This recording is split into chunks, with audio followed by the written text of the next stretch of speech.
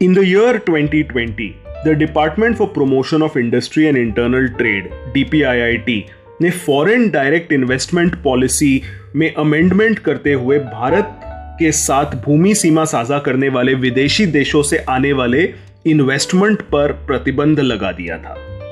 This came in the backdrop of the India-China border clashes in mid-2020. लेकिन अब according to recent developments एक inter department ministerial panel ने electronics निर्माण क्षेत्र में 5 से 6 निवेश प्रस्तावों को मंजूरी दे दी है.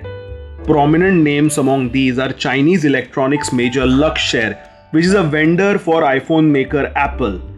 Another is a joint venture between Bhagwati Products, जिसको आप माइक्रोमैक्स के नाम से बेहतर जानते हैं. चाइनीज फोन्स बेचते थे कुछ साल पहले अपना ठप्पा लगाकर, फिर फ्लॉप हो गए. वही a joint venture between them and Huaqian Technologies in which Huaqian will own a minority share has also received approval. समझने की कोशिश करते हैं कि इसका कारण क्या है. What are the reasons for opening Chinese investments? There is increasing pressure from the electronics manufacturing industry.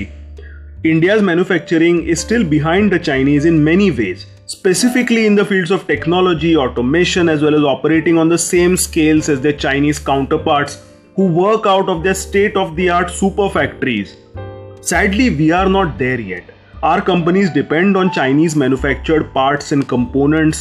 In many cases, this translates into entering into partnerships or joint ventures with them, giving them stake in the domestic company. Take for example the Micromax Huaqian joint venture. This is why Indian companies have been pushing for a review of China ties. दूसरी बात यह है कि we get leverage when China invests in India. As the chairman of Finance Commission, Mr. Arvind Panagria rightly said recently, क्या होता है जब किसी देश द्वारा हमारे यहाँ साइजेबल इन्वेस्टमेंट्स किए जाते हैं तो हम उस देश के खिलाफ एक प्रकार की सॉफ्ट पावर जिसे कहते हैं वो प्राप्त कर लेते हैं. देखिए, हमें यह स्वीकार करना होगा कि चाइना तकनीकी दृष्टि से हमसे आगे है. They have invested heavily in the fields of technology and production. हम उनकी तुलना में बहुत पीछे हैं. We are still light years behind them in these industries. उनकी बराबरी करने में हमें अभी बहुत समय लगेगा.